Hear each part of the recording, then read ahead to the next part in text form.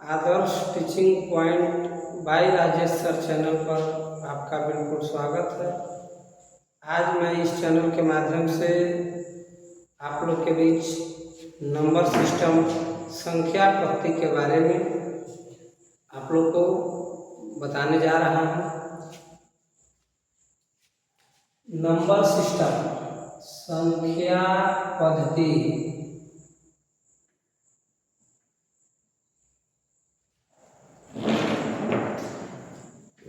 Number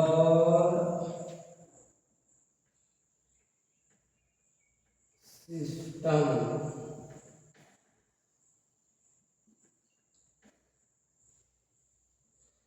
देखिए, संख्या पद्धति है क्या? तो संख्या पद्धति में हम लोग इसमें मुख्य रूप से वास्तविक संख्या के बारे में आज हम लोग इस क्लास में चर्चा करेंगे कि वास्तविक संख्या है क्या। तो संख्या पद्धति में इसको दो भागों में बांटा गया है। एक का नाम है वास्तविक संख्या, जिसको रियल नंबर कहते हैं, रियल नंबर। और दूसरा होता है काल्पनिक संख्या, काल्पनिक संख्या। इसको हम लोग इमेजिनरी नंबर कहते हैं, इमेजिनरी नंबर कहते हैं। तो अब हम लोग इस बात पर ध्यान देना है कि वास्तविक संख्या है क्या और काल्पनिक संख्या है क्या।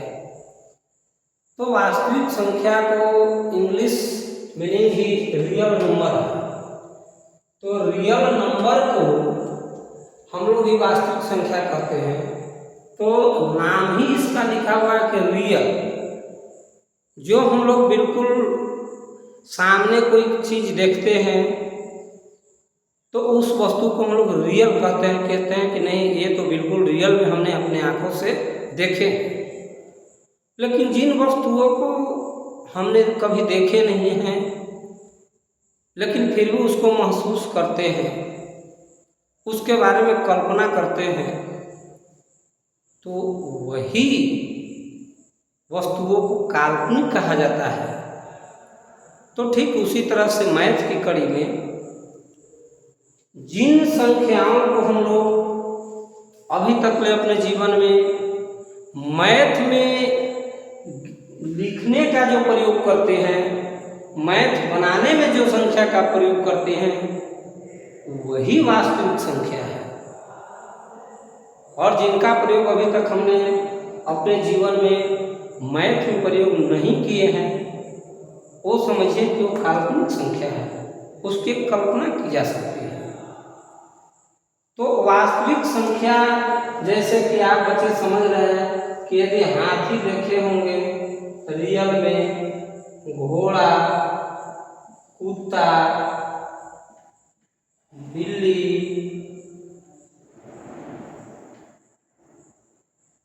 चूहा, मनुष्य,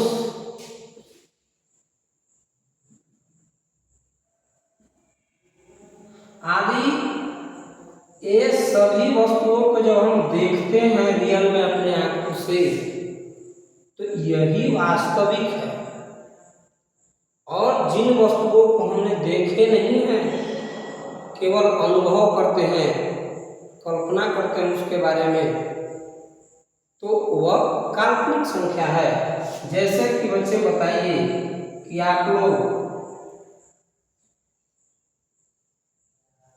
भूत देखे होंगे इस तरह से चुड़ैल, तो क्या ये रियल में है? नहीं, ये रियल में नहीं है।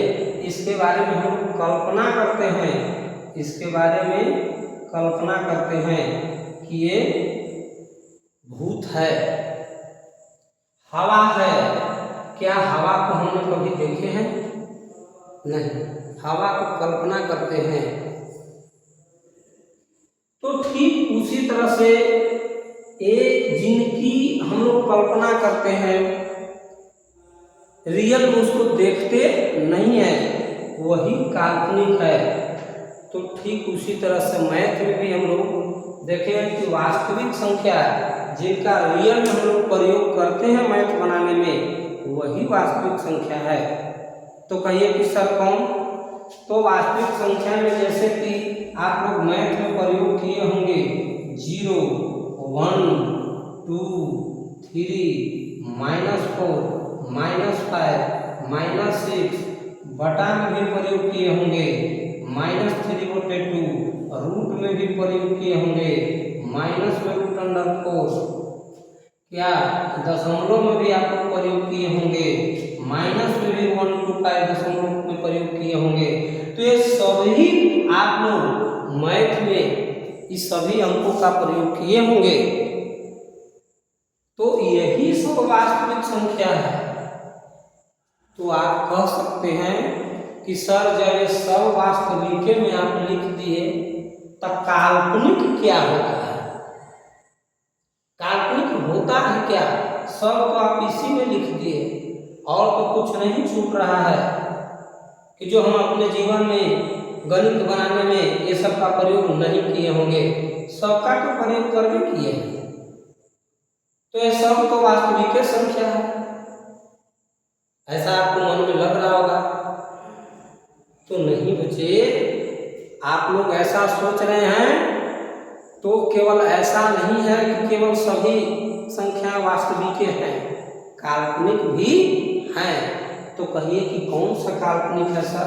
तो हाँ, यदि यही √4 इसमें वास्तविक में लिखे थे तो इस माइनस बाहर में था, लेकिन इसी को यदि माइनस अंदर में लिख देंगे तो एक काल्पनिक संख्या हो गया।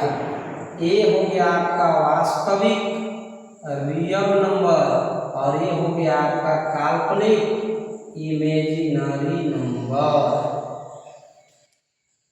और रूट अंडर यदि -1 लिख दिए तो ये भी क्या है? काल्पनिक संख्या है। इसको हम लोग कहेंगे कि देखिए माइनस में √1 जब है तो इसका मान आई होता है, जिसको आयोटा कहते हैं। और इसको हम लोग का प्रयोग इंटर स्तर के मैथ में, ग्रेजुएशन स्तर के मैथ में आपका प्रयोग होगा। अभी तक में बच्चे आप लोग इसका प्रयोग कभी जीवन में नहीं किए होंगे। तो यही काल्पनिक संख्या है, इसका मान एक काल्पनिक रूप में आई रख दिया गया है और गणितज्ञों के द्वारा बताया गया कि इसका मान आई से हम लोग डिनोट करेंगे, जिसको आयता कहते हैं। तो इसमें हम लोग -1 जो है √1 यही काल्पनिक संख्या है। अगर यही माइनस को बाहर कर दें तो फिर क्या हो जाएगा? वास्तविक हो जाएगा। क्या हो जाएगा? वास्तविक हो जाएगा। तो आप लोग ध्यान से समझ गए होंगे कि अगर कर्जा फेंक कर छाता ओढ़ने है तो समझे कि रियल में है छाता ओढ़ा, वही वास्तविक है। और साथ में कर्जा लेकर छाता ओढ़ा हुआ है तो समझ सकते हैं कि यह वास्तविक नहीं है, काल्पनिक है। बस यही 2 पॉइंट्स से आप लोग ध्यान देंगे कि अगर कर्जा फेंक कर माइनस बाहर में फेंक कर छाता लेकर खड़ा है तो ये वास्तविक है, और साथ में कर्जा लेकर यानी माइनस में साथ में रख कर छाता ओढ़ा हुआ है, तब समझेंगे कि ये काल्पनिक है, गड़बड़ बात है। तो आप लोग इन 2 तथ्यों से आप लोग समझ गए होंगे कि वास्तविक संख्या है क्या और काल्पनिक संख्या है क्या। तो आज हम लोग यही वास्तविक संख्या के बारे में विशेष रूप से चर्चा करेंगे। तो चलिए हम लोग ध्यान देंगे कि ये वास्तविक संख्या मुख्य रूप से हम लोग को पढ़ना है, और आज काल्पनिक संख्या के बारे में हम लोग को नहीं पढ़ना है, क्योंकि इसका प्रयोग जब अपर उच्च स्तर के एजुकेशन में इसका प्रयोग किया जाता है। अभी हम लोग को मुख्य रूप से वास्तविक संख्या पर चर्चा करना है। तो वास्तविक संख्या भी दो प्रकार के होते हैं। एक होते हैं आपका परिमेय संख्या, एक होते हैं चला परिमेय संख्या, जिसको हम लोग रेशनल नंबर कहते हैं, रेशनल नंबर कहते हैं। और दूसरा होता है आपका अपरिमेय संख्या, दूसरा होता है अपरिमेय संख्या, इसको हम लोग इरेशनल नंबर कहते हैं, इरेशनल नंबर कहते हैं। तो चलिए हम लोग इस बात पर मुख्य रूप से ध्यान देंगे कि परिमेय संख्या किसे कहेंगे और अपरिमेय संख्या किसे कहेंगे। तो ध्यान देंगे कि जो संख्या को P बटा Q के रूप में लिखा जा सके, जो संख्या को P बटा Q के रूप में लिखा जा सके उसे परिमेय संख्या कहते हैं, उसे परिमेय संख्या कहते हैं। एक बात पर और ध्यान देना है कि P बटा Q के रूप में लिख सकते हैं, लेकिन जहाँ लिख देंगे कि P है क्या, तो P तथा Q एक पूर्णांक है, P तथा Q एक पूर्णांक है, जहाँ आपका Q बराबर नॉट इक्वल 0, यानी Q का मान नीचे 0 नहीं होना चाहिए। क्यों? क्योंकि अगर नीचे Q का मान 0 हो जाएगा तो 0 से किसी भी संख्या में भाग देंगे तो वह इनफिनिटिव हो जाएगा, अनडिफाइंड होगा, अपरिभाषित हो जाएगा। इसलिए नीचे Q का मान 0 नहीं होना चाहिए, ये शर्त है, इस शर्त पर ध्यान देना है। तो अब हम लोग इसमें परिमेय संख्या के बारे में आगे चर्चा करते हैं कि परिमेय संख्या में हम लोग समझ गए हैं कि इसको P बटा Q के रूप में लिखा जा सके उसे परिमेय संख्या कहते हैं, जहाँ P तथा Q एक पूर्णांक है, जहाँ Q बराबर Q नॉट इक्वल 0, यानी Q का मान 0 के बराबर नहीं होना चाहिए। जैसे अब हम लोग समझेंगे परिमेय संख्या, इधर लिखते हैं परिमेय संख्या में हम लोग एग्जाम्पल देकर चर्चा करते हैं कि जैसे 1 लिखे तो क्या 1/2 लिखेंगे तो P बटा Q के रूप में हो गया, 2/3 लिखेंगे P बटा Q के रूप में हो गया। माइनस भी आप लिख सकते हैं, माइनस में भी आप लिख सकते हैं। अच्छा, केवल अगर ओनली फॉर 5 लिखे तो क्या ये परिमेय संख्या नहीं है? है, क्योंकि बटा में 1 हम लिख सकते हैं, तो P बटा Q के रूप में परिभाषित हो गया। उसके बाद यदि माइनस में केवल 4 लिख सकते हैं तो हाँ लिख सकते हैं, क्योंकि इसको भी बटा में 1 करेंगे तो P बटा Q के रूप में हो जाता है। यदि रूट में, क्या रूट में लिख सकते हैं तो हाँ लिख सकते हैं, रूट में लिख सकते हैं, लेकिन एक बार रूट वाला पर ध्यान देना होगा, इससे धीरे से पूछना कि क्या तुम बाहर आओगे जी, हल्के से बतियाओ तो बोलेगा कि जी हाँ बाहर तो आएंगे, क्योंकि 4 का फैक्टर होता है जोड़ा में, क्योंकि 4 का वर्गमूल कितना होता है? 2 होता है, इसलिए 4 परिमेय संख्या है। अगर रूट अंडर 16 लिख दिए, क्या परिमेय संख्या है? कहाँ परिमेय संख्या है? क्या रूट अंडर 49 लिख दिए, परिमेय संख्या है? तो हाँ परिमेय संख्या है।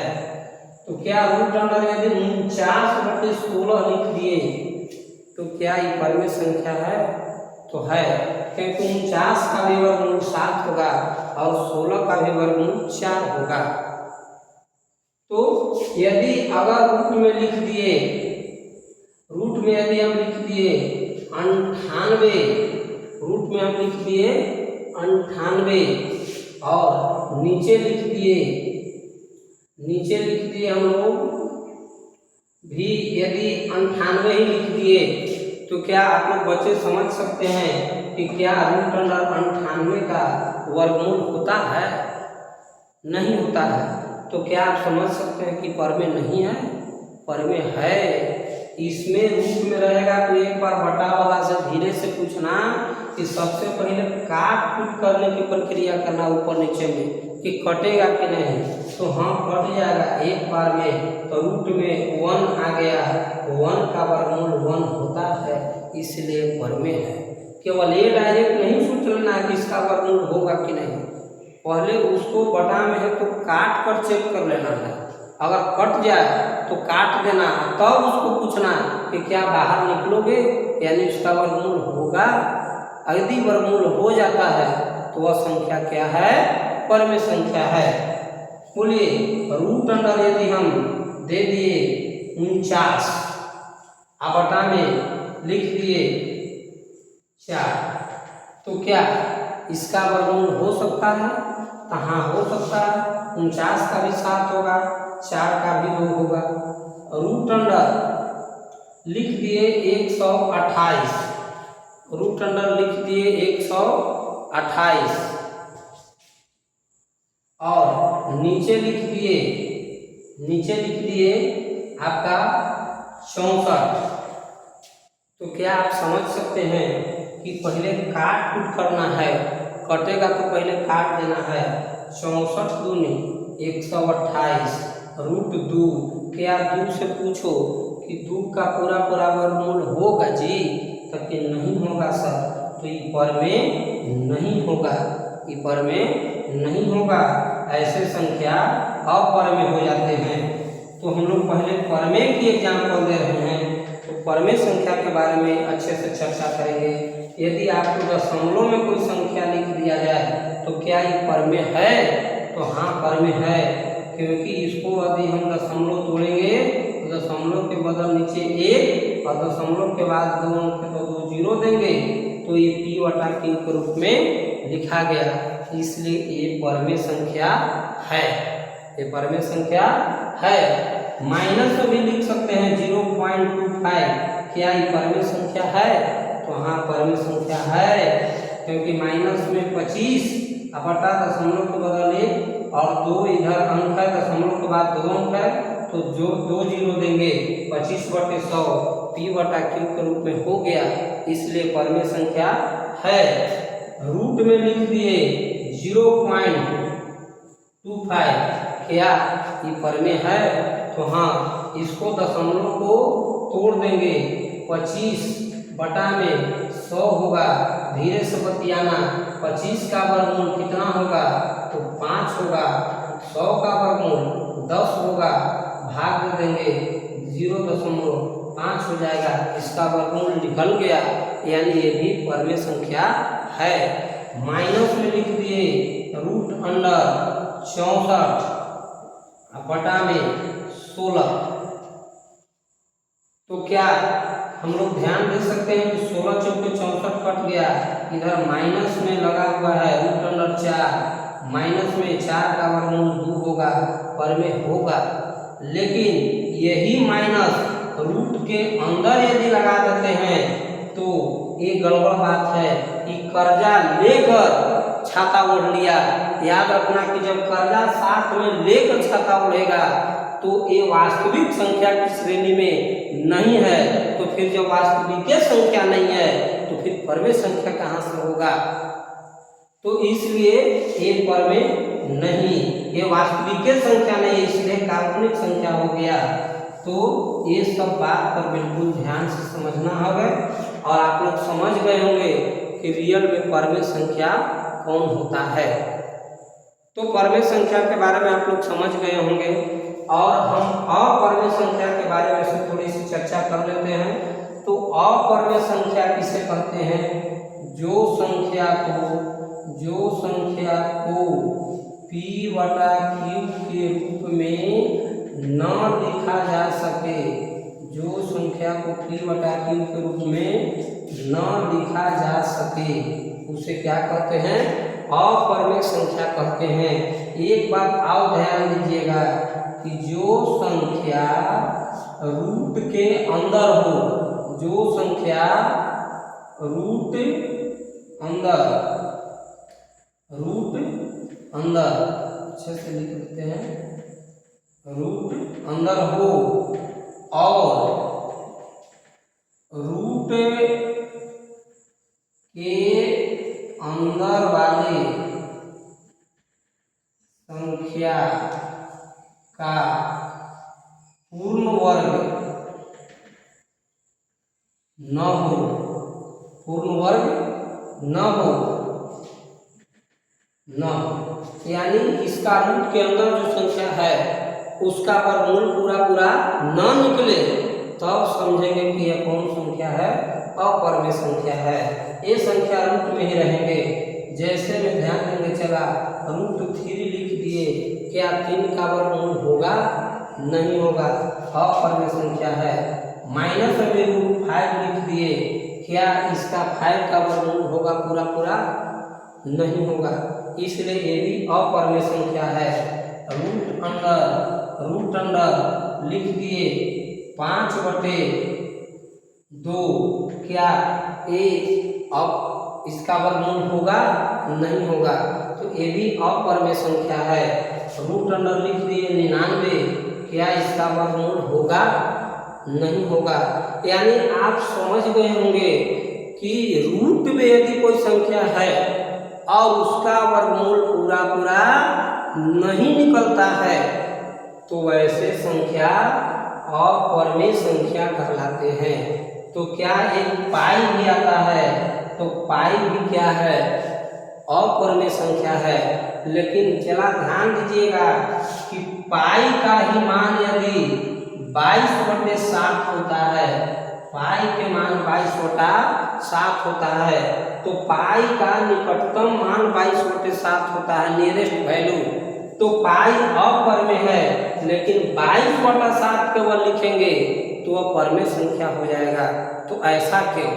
क्योंकि गणितज्ञों ने पाई का जब एक वृत्ताकार आकृति बनाते समय उन्हें एक चक्कर को परिधि कहते हैं, तो उस परिधि को पाई से डिनोट किया था। तो उसी समय पाई का मान 22/7 बताए, और पाई का मान जब 22/7 बताए तो पाई को किस श्रेणी में रखे? पाई का श्रेणी वो अपरिमेय संख्या के रूप में रखे, क्योंकि 22/7 में 7 से जब भाग देते हैं तो ये रिपीटिंग नहीं होता है, इसलिए इसको पाई को अपरिमेय संख्या के श्रेणी में रखा गया। तो अब इसके बारे में और विशेष एग्जाम्पल यदि आप लोग को समझना है परिमेय और अपरिमेय के बारे में, तो आपके लिए अब नेक्स्ट वीडियो में परिमेय और अपरिमेय का और अच्छे से अच्छे ऊपर लेवल तक ले आप लोग को एग्जाम्पल देकर समझा सकते हैं, क्योंकि यह तो छोटा मोटा एग्जाम्पल है, ये एकदम नॉर्मल बच्चों को समझने लायक एग्जाम्पल है। लेकिन हाई लेवल तक ले हम चाहेंगे कि बच्चों को और अपर लेवल तक के परिमेय और अपरिमेय संख्या के बारे में एग्जाम्पल के साथ समझाएं।